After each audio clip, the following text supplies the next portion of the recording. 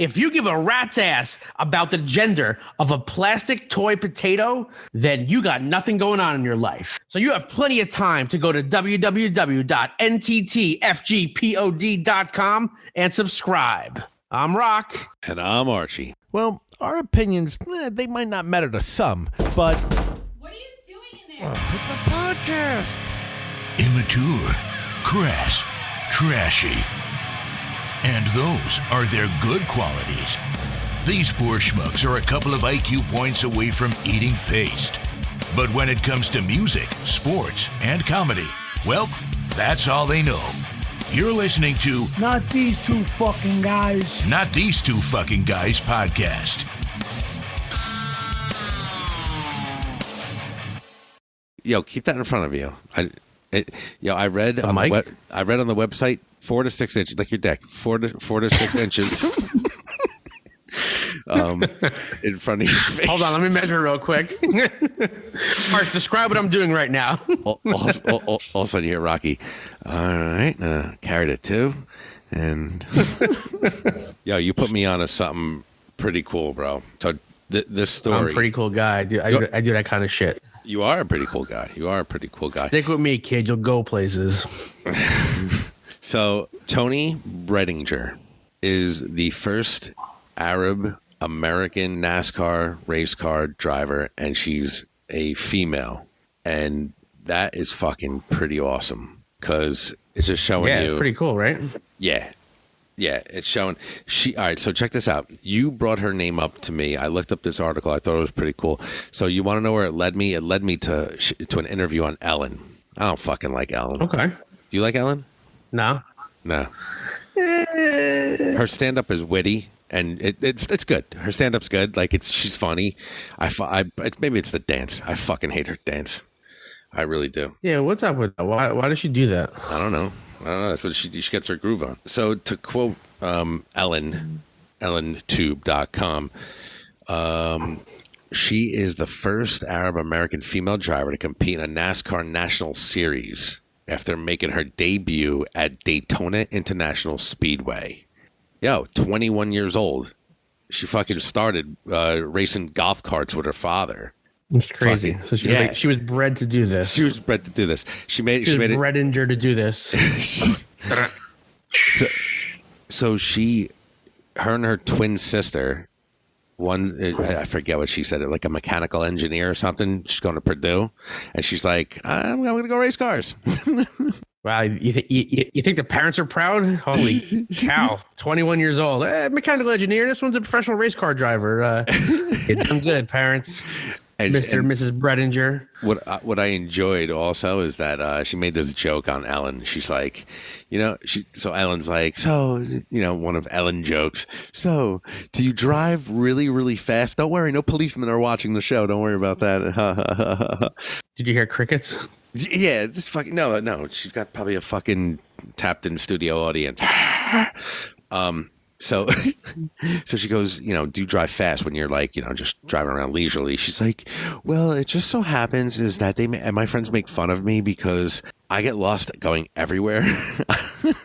I have no sense of direction.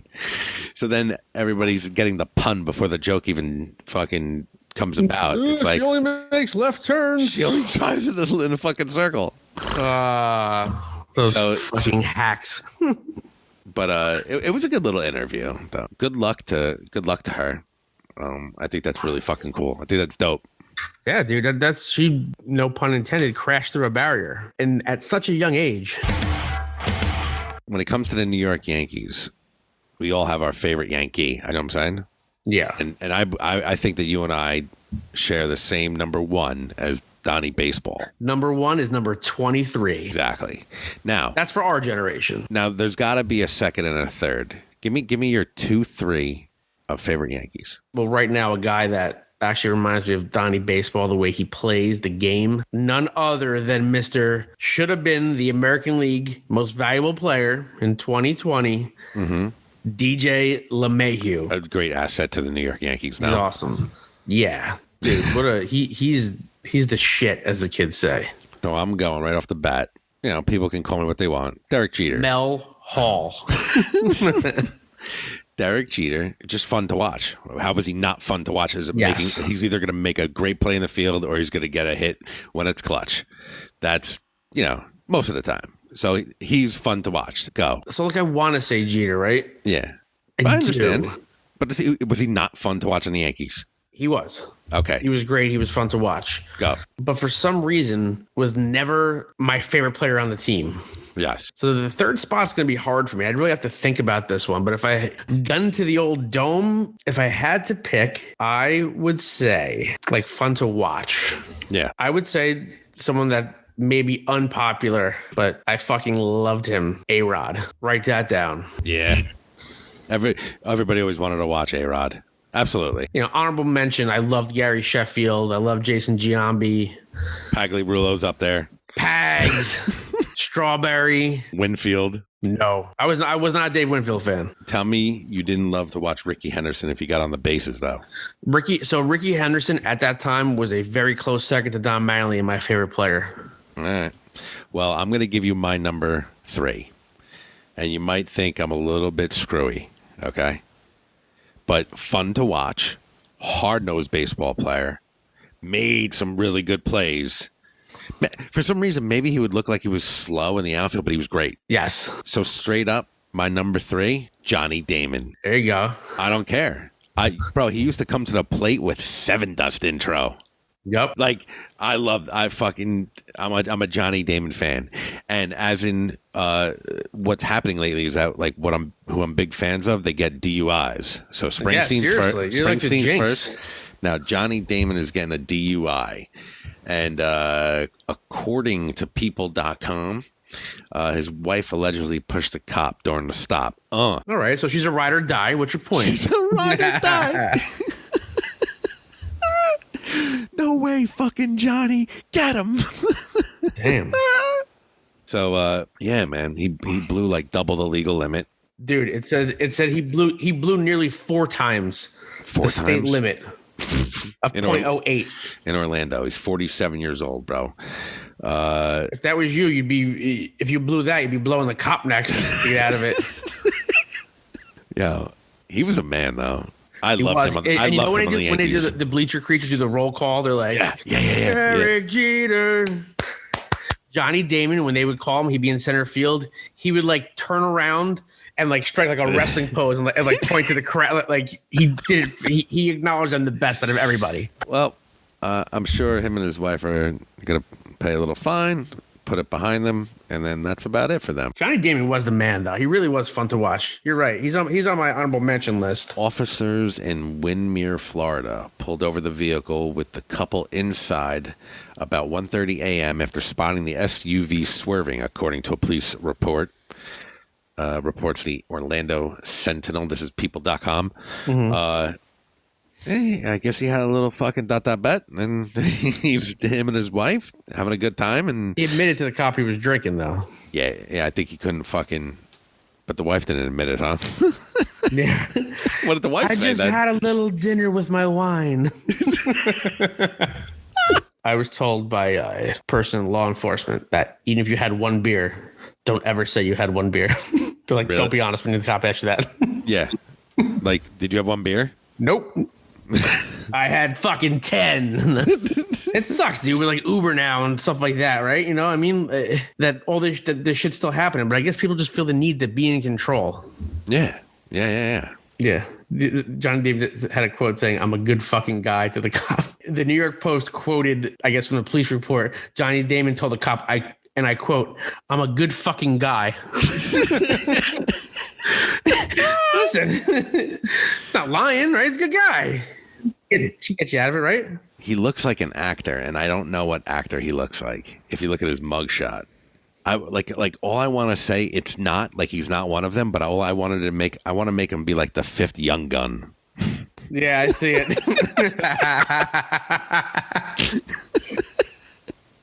I like it. That's pretty funny. But like Emilio Estevez is like cousin. Yeah, that's what I'm saying. Another thing about him, like I know probably Boston people would think differently. Like they probably think like, fucking Johnny, he fucking went to the Yankees, to fucking those Bombers. but he's a fucking Red Sox. He's a Red Sox. Like Go Sox. Like to me, I think he's a Yankee. Fuck that. He's not a Red Sox. Once you're a Yankee and you bleed for the Yankees, like you're a Yankee. You're a Yankee. You know what I'm saying? No doubt. There's no, like, you're not going to say, well, like if you left the Yankees and you played for the Braves for the last 2 years of your career, would you fucking, when you talk to somebody, would you say, hey man, I play for the Braves? I would probably say the Yankees first. I don't know. Yeah, I mean, he won. He's one of the few that won a world championship with the Red Sox. Yeah, 1-1, right? And with the Yankees. He was on the 2009 team, the last team to win the World Series. So, and he's a big contributor too. So, very big contributor. I loved him as a Yankee.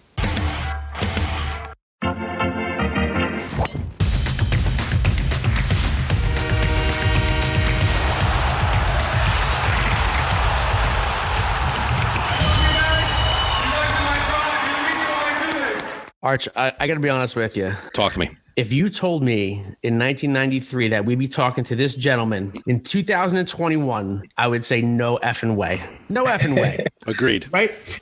We could literally do a whole episode right now of all his superlatives. I could talk for an hour, but I'm going to cut it down. He is from the most famous family in Brazilian Jiu-Jitsu. He's a practitioner of Gracie Jiu-Jitsu. He's an MMA icon. He's one of the most popular fighters of all time. He's a UFC Hall of Famer. Yes. He's the number one reason why MMA is so popular in this country today. And first and foremost, he proved back in the day what style of fighting worked in real fights. He's a pioneer and an absolute icon. It is with great pleasure I welcome to Not These Two Fucking Guys podcast, Mr. Royce Gracie. What's up, pal? How you doing, man? And by the way, my father is the one that started the whole thing. My Helio Gracie. I'm just a vehicle to show my father's technique. Gotcha. Yeah, and you've always said that. Honestly, we super appreciate you giving us some time. Absolutely. You're gonna have to excuse me if I'm a total fanboy for the next 30 minutes or so. But what's up? How you? First off, how you holding up during this whole pandemic? You're out in California, right? Yeah. I mean, I understand there is a virus. I understand it's danger. You see, but I can't live life in fear. I refuse to live life in fear. Yep. So yes, I'm taking the right precautions, but I cannot live life in fear and locked down and can't leave the house. No, I leave the house. I go for my runs, my workouts. You see, taking the right precautions, but I live life. Good. Life is too good, man. Yeah, you've definitely done nothing in fear in your life, I'm sure. No. Okay, there's a difference in between dangers and fear. Yeah. Danger, yes, it's real. It exists. But fear of what? Of something that doesn't exist? You see, I can't live life in fear. Sorry. Yeah. I love when people says, oh man, I don't like to fly on airplanes. I'm afraid to fly. Oh, there's more chance of you getting a car accident than a plane crashing. Yeah. So Very afraid true. of what? You see, fear is a product of the imagination. It doesn't exist. Different than danger. If you tell me, don't get on this plane because this plane is going to fall. This plane, there's some mechanical issues and there's some pieces missing. If I do it, stupidity. Yeah. So tell the people, what are you up to these days? I see I follow you on Instagram and I see that you're, my younger brother is a cop and I see you do a lot of stuff with law enforcement. What are you up to these days? I normally, without COVID, I used to travel 7 months of the year all over the world, teaching all over the world. But now with COVID, that number kind of narrowed down. I haven't been overseas for a while, for over a year already. Wow. My guys over in England, Europe, Australia, and they all been asking, man, when this thing is over, can you come over? Yes. Can't wait to travel overseas. So I've been traveling to some of the states. They're open. It's not even the state. It goes from city to city. Some cities are open. On the same state, some cities are closing. So I'm traveling, helping them out, teaching, and it's a health lifestyle. Yeah. So we're keeping people healthy by exercising, and we're taking the right precautions. The guys are taking the temperature, and there's alcohol gel all over the place. They can wipe their hands and feet, and you see, I don't change partners. Everybody come in together, and they stay with their own partners. But and I became a reserve law enforcement. Yeah, for that's awesome. Idaho. Yeah, I wanted to ask you about that. What is a reserve police officer? What does that entail? I'm not working full time for the department. Okay. Since I live in California, I go over there every 6 months or so, and I teach for a couple of days and patrol for a couple of days. You see, so I'm on reserve. Okay. I'm not full time. It's more to help boost the moral for the law enforcement people, because with all this happening of defunding the police and dismantle the police department, man, America have no idea what it is not to have police come for your help.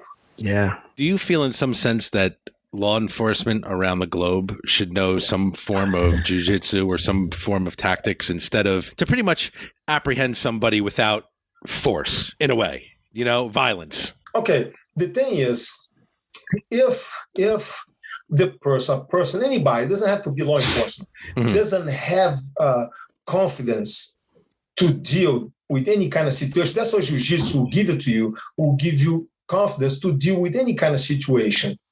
Doesn't matter if the person talking to you is bigger, is stronger, do you see? But you can subdue that person, you can control that person without hurting that person.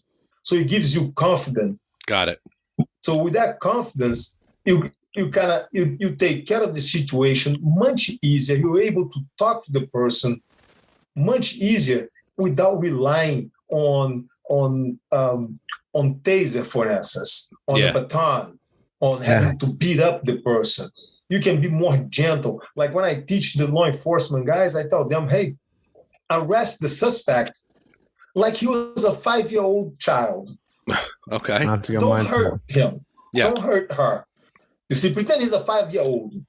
You're not going to beat up a 5-year-old to put the cuffs on the 5-year-old. Correct. You're going to control, subdue, and nicely and position the person so you can arrest the person. Mm-hmm. You're not there to beat them up. It's not a professional fight. Yeah. That's what I tell when I teach the law enforcement. Every arrest doesn't have to escalate to a level of violence. And it could you could subdue the perpetrator, we'll call him, or whatever. but for that, you have to know what you're doing. Yeah. You have to have enough confidence on your game that you can arrest the person without hurting the person. You can escalate if you want to. It's a choice. Yeah. You see? Gotcha. I like it. So again, we talked about your dad, and you followed out what he put forth. Obviously everyone talks to you about obviously UFC, your brother starting with Art Davie and what it came to be. And I remember watching it like it was yesterday. And that was the first glimpse that, again, my friends and I, Archie and I are in our 40s. It was our first glimpse of me hearing and seeing what Brazilian Jiu-Jitsu was. And before that, to us, fighting was like, it was like bodybuilding, or who is Bruce Lee. Yeah, exactly. Jean-Claude Van Damme. Yes. It was like stuff in the movies. And then this guy, Royce Gracie, comes out, and I'm like, okay, let's see what's what. And then again, the fight that sticks out in UFC 1 was against Ken Shamrock, who looked like a bodybuilder, right? Looked like Zeus, man. Yeah. And these guys outweighed you, and these guys look like, and again, back then, I was just a neophyte when it came to fighting or combat sports and knowing what was what. I mean, it was something to behold that this guy was going in there with this particular discipline. And that was the whole thing with UFC, to see what discipline, reigned supreme, if you will. And I feel like you were the guy that unlocked MMA in the USA. Well, it's on the first UFC, it was a style against a style. So those a boxer, a kickboxer, a karate guy, and shoot fighting, and everybody was representing their own style, as a style against a style. And that's what my brother Horton, who created the UFC, was the idea, is to show, because everybody always had that question, which style is the best? What if we take all the rules out, all the gloves, all the time limit, who would win in a fight? Yeah. Hulk Hogan or Bruce Lee? You see, it's like people always had that kind of question, that kind of quest. So it became a quest for my family to find out which style is the best. But it didn't start with me. I was just a vehicle, like I said. It started with my father, with my uncles, with my cousins, my brothers back in Brazil. So a lot of people in the beginning thought, oh my God, Gracies are so arrogant. They're trying to put down the other styles. No, we're not trying to put down the other styles. It's because the karate guy says that his style is the most effective one. And then the boxer comes over and says, no, my style is the best. I knock everybody out. Yeah. Well, there's only one way to find out which style is the best. Between the boxer and the karate, let's take the rules, the time limit, get the best boxer, the best karate guy, put them in a ring or a cage and let them fight until somebody quits. No time limit, no weight division, no gloves, no rules. Yeah. So, Jesus. And that was the idea. I mean, we were in that quest in Brazil. And then Horton came to America and create the UFC with Art Davey and John Millers. And by the way, on the first one, they had some crazy ideas, man, how to make the cage. Before there was a cage, the octagon. Yeah. They were thinking about, first they said, let's make a pit. I heard about that. with piranhas on the outside. Yes. What? Gators. Get the fuck out of here. Hold on, guys, time out. If I fight a sumo wrestler, I happen to find a sumo wrestler, he pushed me into the pit, the gators will eat me. It's like, yeah, okay. Then they thought about making an electrical fence. Oh, God. I was like, dude, if I get somebody strong to pick me up and push me against the fence and fry me, I don't like that. How about just a fence, okay? You're right, Royce. You're right. Okay, scratch that. But they had some crazy ideas, man. They had about half a dozen ideas. I was like, what are you guys thinking? That's funny. When I see UFC 1, and I believe his name was Art Jimerson. Yes. He comes at you with one glove. Now, I don't know anything from anything, right? But the idea of that one glove, I think he used that for the jab or for the right hand. He said he was going to punch me so much with that hand. He didn't want to break his hand. That he didn't want to break his hand. Got it. That's why he put one glove. The glove, by the way, is not to protect the fighter's face. It's to protect the fighter's hand so they don't break. Because with no glove, you hit hard, you break your hand around the first round, then you can't fight anymore. Got it. Come back for a second. So the gloves, the tape that they put on their hands like a cast, is to protect their hands, not to protect the opponent's face. Now, the first UFC, now, there was, please correct me if I'm wrong, were there 3 fights that you had, right? The first one was 3 fights in 1 night. Yes. Anything you can just share with us in between the fights? Because the whole world knows about the fights. They saw the fights. I want to know in between the fights. What was going on? What was being talked about? What was being said? What was being coached? Please, if you could give us a little something. Okay, the way it worked, it was a bracket of 8 men. So they'll fight, okay? The 4 losers will go home. The 4 winners will come back and fight again. Okay. And then if this fight goes 15 minutes, these guys have 15 minutes to rest. But if this guy's fight in less 1 minute, these guys have to go back right in again. And this fight is over in 1 minute. He has to go back right away for the finals with this one. So there's not much time in between. If you look, it depends how long the fights last. Yeah. So the rotation, you see, it comes much faster than people think. People think, oh, no, there was no break. There was a straight window. What you see is what you got. There was not like in between, okay, they cut it and they added. There was no editing. Yeah. It was straight through. So if the fight before mine happened, the guy finished in 2 minutes, that's how long I had to rest, 2 minutes. So it's pretty much go back to the locker room, sit down, get a breath. Okay, who won the next fight? The fight. Who am I fighting next? Yeah. You see? So when you come back, it's like, okay, Like the first fight was against Art Jimison. Mm-hmm. My brother Hickson said, circle around, take your time. There's no rush on getting a clinch. Study the opponent. Mm-hmm. So I circle around, walk around, move around with him. I felt like he didn't want to approach to punch me. So I started to close the distance. Guy in a clinch took him down, mounted on him, and he quit. Got it. Didn't throw a punch, didn't do anything. He just panicked because I was on top of him. He's a boxer, didn't know what to do on the ground. Yeah. But then on the second fight against Ken Shamrock, my brother said, this time instead, he thinks that you're going to do the same game and circle around. Instead of circle around, you just walk straight through him. Just keep walking, never stop. You just walk, and just shoot right in. Don't even stop. Wow. You think you're gonna stop and circle around and play that game? No. Yeah. Just go straight in. And that's what I did. Wow. The third fight, he said, okay, back off this time, because he probably saw your last fight. He think you're gonna shoot straight in. Mm-hmm. So we're always changing this try. He's like, feel him around again. Yeah. Circle around and getting a clinch in the right time. That's awesome. Archer, I remember seeing Royce come out and the Gracie family with their arms on their shoulders coming down. I'm like, all right, this is something different. I'm like, yeah. All right, this guy knows something. I'm like, I don't know what this is yet, but he came here knowing he's winning this whole thing. Oh man. And I didn't train to lose.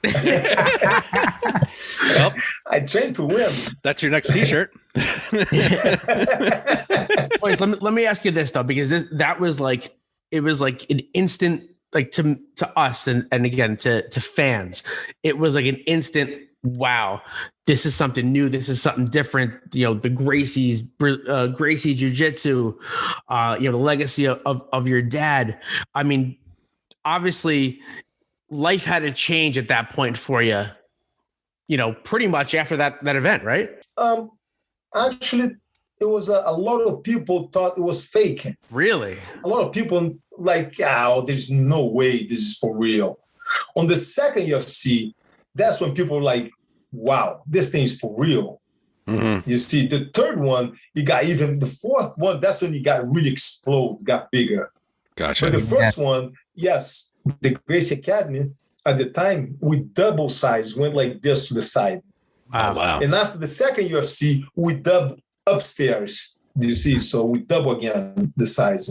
Ooh. So that's awesome. So after that, obviously UFC, the first couple tournaments, you win them. What was your outlook? Was it like, hey, I want to continue down this path, or what changed for you in your life specifically? Because at that point, I'm sure obviously you were learning, you were teaching, but as far as professional fighting goes, it's a quest. There's always a new challenge. There's always somebody new. There's always an old opponent that wants a rematch, that wants to come back and try again. You see, the guys that lost in the first one, like Ken Shamrock, is like, man, I can do this, man. I want to come back and do it again, you see, and try again. Even if it was against me, it was against other opponents, you see. He wants to test themselves. It became a testing ground, not just for me, but for everybody. You see, it's all like Geraldo Gordua. Yeah. I fought him on the finals on the first UFC, the Dutch guy. 6'3", I think, 6'2", 6'3", 220 pounds. Anyways, the Dutch champion, kickboxing champion. I beat him. After I beat him, he went back to Holland and prepared Remco Pardour to fight me. But again, it was a tournament style, and we don't know who we're fighting until a day before. Wow. It's a luck of the draw. They pull out the names out of the hat. Yeah. So they prepared Remco Pardour, who was a judo champion in Holland, competing the world championships in judo, and they taught him stand-up fighting, the kickboxing, so he can beat me. So it happened that I fought Remco. He fell on my bracket on UFC 2. He was my second fight. And I choked him out fast. 250, 260 pounds, judo champion, or something like this, 240, between 240, 250. Yeah. And I choke him out. Now I'm 178. And I choke him out fast on the first right there, like 2-minute match.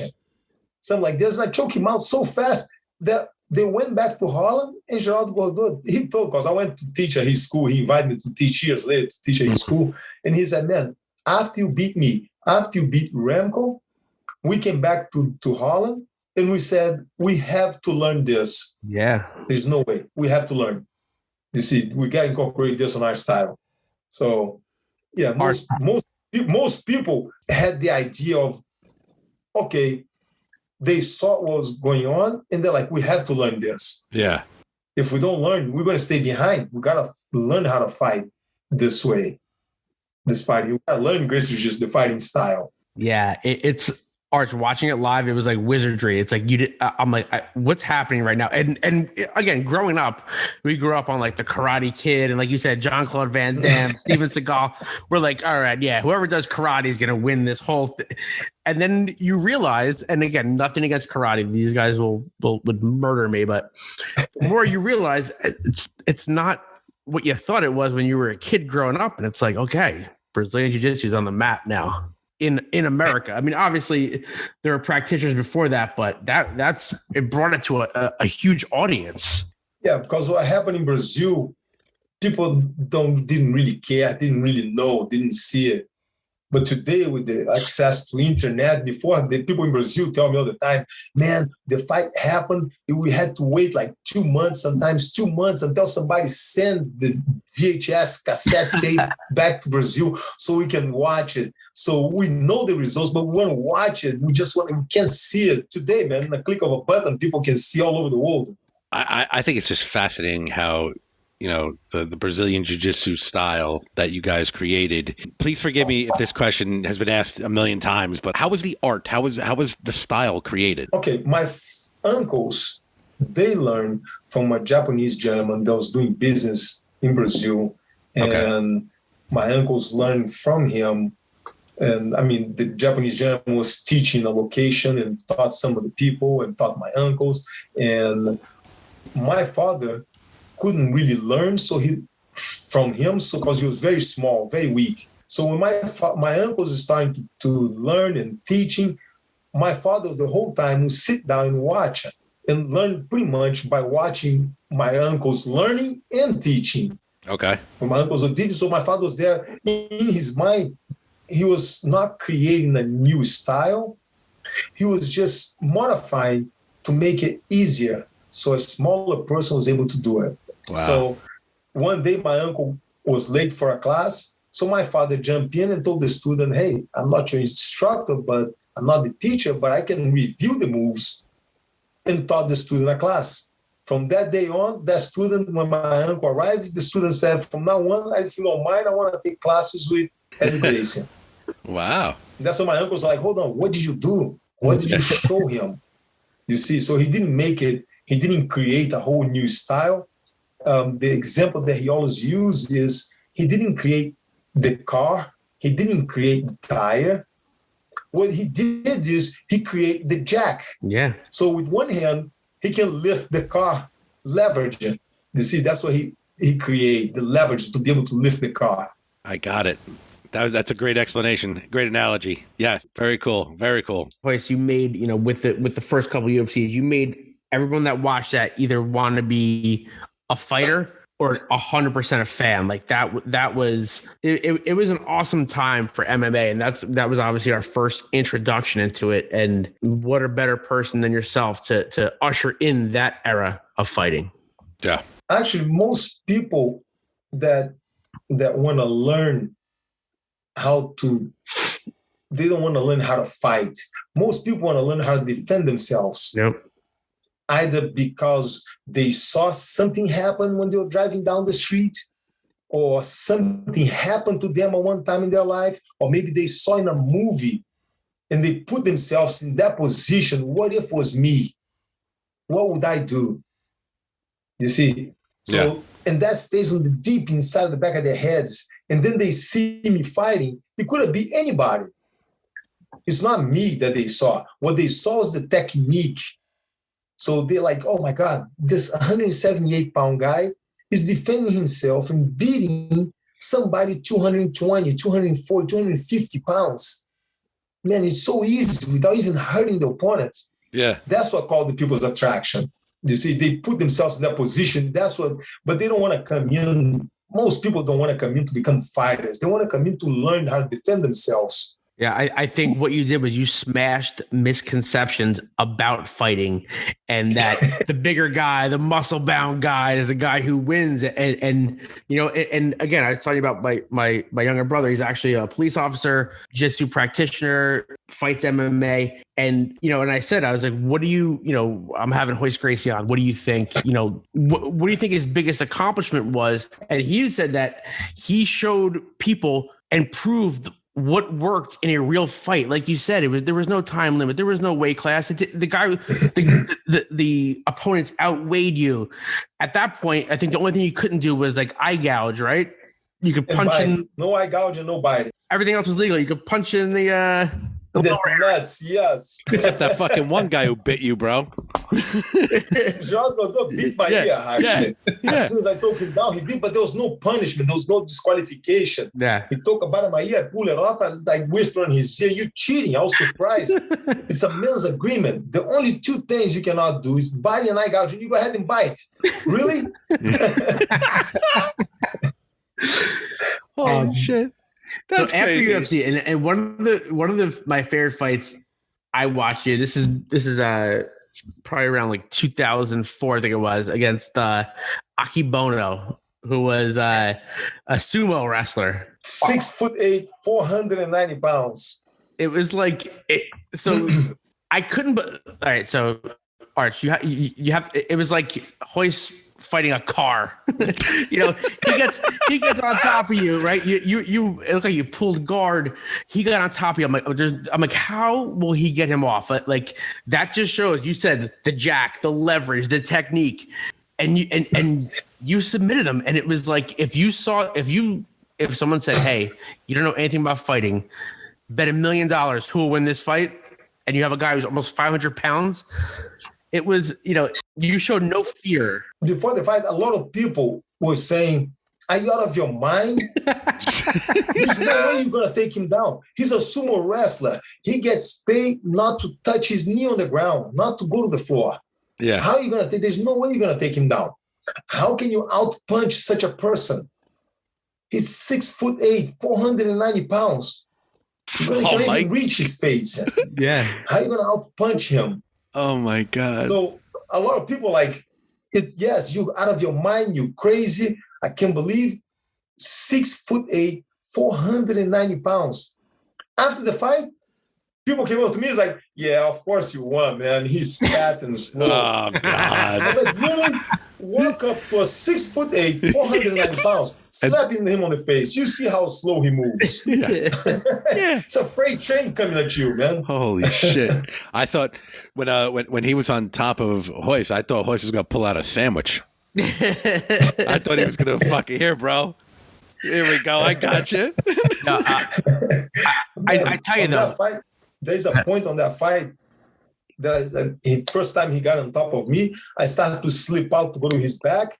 I did not believe that once we went to the ground that he would be able to get up. And he did. He got up and I was kind of half on his side and he went like this, shoved me off. I was off the ground, my feet off the ground, bounced on the ropes. I came back and I was like, I can't believe he got up and threw me off, like swiped me off like this, man. Oh, I was mad, man. I was mad when he did that. I was like, oh man, I can't believe he just swiped me off like nothing. Yeah. And listen, this wasn't one of those freak show fights. Akibono is as big as he is, he's an athlete. I mean, he's the best sumo wrestler of all times. Yeah. Like, and that guy was on top of you, and you finished him. It was an omoplata you finished him with? It was an omoplata and a wrist lock together. And it was a thing of beauty. And what a crazy fight. And just him being on top, like, ooh. That one, if you haven't watched it, guys, you have to go watch it. Oh my God. My fight against Akibono. Yes. Christ. God bless you. Who do you feel was the toughest opponent that you fought? It's inside of my head, my imagination. Okay. It's who's your toughest opponent? It's yourself. What you think I'm going to do. If we're going to fight tomorrow, you won't sleep tonight. You'll be thinking about it what's going to happen, do you see tomorrow? But then you come to tomorrow, I don't even show up because I got COVID. And you win. So see, but I guarantee you won't sleep. So yourself, your imagination. So that's the toughest opponent to deal with. If I can deal with my imagination, my opponent in the cage, in the ring is easy. So let me ask you this. So every fighter has something different they do before a fight, right? To get them in the right mindset to fight. Like you look at the Diaz brothers, they have to be mad at you to fight you, right? You look at a guy like Chael Sonnen, he has to talk to fight you. What went through your mind before a fight? Like, what did you have to do to get yourself mentally prepared for a fight? Nothing. Yes. I'm asleep before my fights. Before my fights, I'm serious. I'm sleeping. My brother have to come in an hour before the fight starts. He comes in and tickle my head. It's like whisper on my ear, brother, can you please get up? We need to warm up. Please get up. I go, okay. And then he stretched me left and right, back and forth. And okay, let's go. Let's do this. I got it. I got this. It's so funny you say that. I tell Archie, I was like, you watch videos of Royce fighting. I go, I don't look that comfortable when I'm sleeping. and he's fighting somebody. There was one time that I was fighting. What was that? That was in Japan. I think it was against Akibono. It was Akibono or Yoshida, one of those. But I'm walking out in the catwalk, and my family's behind me. So I stopped because I felt I was so nervous, so anxious. So I stopped. I turned around. I was like, come here, guys, come here. They huddle up like, what's wrong? Is everything okay? Everything okay? I go, guys, relax. I got this. I'm at home. Like, whew. Okay, man, go do your thing. Go do your, I had to calm them down. Wow. How do you feel today? MMA today, UFC today. Now I know we have different rules from back when you fought, but you have style versus style, and you have weight classes, and you have gloves, and you have all this. What's your opinion about the sport today? Today is more of an athlete against an athlete. Mm-hmm. They both had to learn the stand-up fight. The grapplers have to stand up fight, standing up, the boxing, kickboxing, the karate styles. And all the stand-up fighters had to learn the grappling, the jiu-jitsu, you see. The time limit is equal for both of them because they're both on the same weight. Different than you get a guy who's much bigger, much stronger, heavier, fighting somebody lightweight. The time limit wouldn't work. The heavy guy would just sit on top of the small guy and you win. Gotcha. So except when you fight Akibono.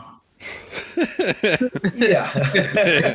But the time limit, it works even for both, you see. So I understand they had to put rules to be able to make it legal all over the world, the same sanctions all over the world. So it's the boxing commission not even the boxing, the athletic commission does the sanctions and the weight divisions. And the time limit, it's equal for both fighters. And both fighters have to learn both games. The grapplers have to learn the stand-up. The stand-up have to learn the grappling. What do you think? So I'm sorry, Rock. So you basically nowadays you have to come to the party with all the party favors. Like you have to know everything. If you don't know everything, then you're not going to survive. Yes, but you have to know Gracie Jiu-Jitsu. Yeah, that's the bond, the glue in between all the other styles. You see, we're the ones that have the most submission on the ground and to get in a clinch. And you see, yes, the striking, we have to learn the striking part, and you have to know the takedowns. But the jiu-jitsu, I think, is the bond. Take Gracie Jiu-Jitsu out, it becomes wrestling against karate. Okay. You see, the wrestlers don't have any submission. They'll do great takedowns, they get in a clinch, but jiu-jitsu is the glue of the both worlds. I got you. See, I always admired, no matter what kind of fighter you fought, you could fight a wrestler and you were taking them down. It was like... sometimes I got taken down. Which I'm sure you didn't mind. But I know how to defend myself. Yeah. Do you But what do you attribute that to? Like when you're fighting somebody who's a wrestler and like in your fights, you were able to get everybody to the ground. What do you attribute that to? If you watch two guys fighting, even though they're boxers, once there's no rules, you see some those on the past. There was a couple of the boxers that got in scuffles, and right away they go for each other's shirt and try to throw each other on the ground, and they rip each other's shirt off and end up rolling on the ground, and they go to the ground. You see, so even though they're two boxers, they don't stand there and professionally box. They end up getting a no holds bar, man. The MMA, they'll end up getting a clinch. If they get in a clinch, somebody's going down. Yeah. The final fight you had against Ken Shamrock, it almost like everything came full circle, right? You fought in Bellator. It was a good fight, and you win that fight by TKO. What did that mean to you from fighting him at UFC 1 to now this is your the last fight that you had? My last fight was my first knockout. That was awesome. Yeah. That was my first knockout, the only knockout that I had. That's fantastic. That had to feel, really good. Again, like I said, I had to finish the career in the style, man. Come on. Yeah. At least I got one TKO. Well, the thing is, during your career, you didn't need those TKOs because these guys weren't lasting with you. What do you think? Again, like Arch said before, the state of MMA. Who are there some of the top guys that as far as Brazilian Jiu-Jitsu fighters that you like in the game today? Man, I like Verdun, Fabrício Verdun. Yeah, he's really good on the MMA. There's Charles de Oliveira. He's been finishing everybody. Neyman, my cousin Damon Gracie. Yeah, he's really good on the grappling. You see, so he's going to be a champion one day. I agree. When you're not watching fighting, when you're not thinking about fighting, what does Royce love to do that nobody else out there would know? Like what's your pastime? What else do you? I saw videos that shoot guns. I love to shoot guns, man. Shoot, it's my passion, my meditation. Sit there. He can always get faster. He can always get better. So it boils down to I'm always challenging myself. Yeah, that's what I like to do. I like to run, to be able to break my own timing, and you see. So you're always competing. It doesn't matter, retired or not. You're competing with yourself, and you're making yourself better. Man, I'm always training for something. I'm on the same weight from the first UFC. So that's amazing. I'm always training, always running, always climbing and hiking and training and teaching and and shooting. I'll tell you what. In 1956, Elvis Presley performed on the Ed Sullivan Show for the first time, and that was what they called they let the genie out of the bottle because rock music had changed from then on to now. When you fought in the UFC, that's a genie out of the bottle moment. Oh yeah. So I look at it that way. In UFC 1 till now, you started and you changed something right there, my friend. It was fucking awesome, bro. We really commend you for what you did. Thank you. Absolutely. My family did. I was just a vehicle to show. Well, you're a great vehicle. I'll tell you that much. Yeah, I'll say. So, Arch, there was. Thank you. There was. I don't know if Royce knows this, but there was Archie and I grew up listening to like rock music, but like rap music as well. And there was a band. A group called Helter Skelter, and they had a one line that it said, "I'll slap a hoe in a grapple hole just like Royce Gracie." And I was like, "You got to look it up, Royce. It's good." You got to look it up. I think it's from around like the late '90s, but I'm like, yes. What's the name of the group? It's Helter Skelter. Helter Skelter. Okay. I'm gonna send you the link of the song. Got it. Listen, dude, you are an icon in the sport. You continue to do it. inspiration for all of us. It's been a dream of ours to talk to you, and we're so happy that you gave us some time. Where can everyone find you and see what you're up to on the internet? My website, roycegracie.com, or Instagram at Real Royce. There's a lot of fake ones out there, so I'm the real one. And I would hate to see the real Royce confront the fake Royce. Take an arm home. Thank you so much, man. We're honored, and we really appreciate the time. Listen, we can Thank talk you, guys. I appreciate it. And we look forward to talking to you again in the future. We have a ton more to cover, but we super appreciate it. Thank you. And send me that link, please. I will. 100%. Ladies and gentlemen, thanks, guys. The icon, the great Royce Gracie. Thank you, Royce. Appreciate it, pal. Stay safe. Take care. Bye-bye. Bye-bye.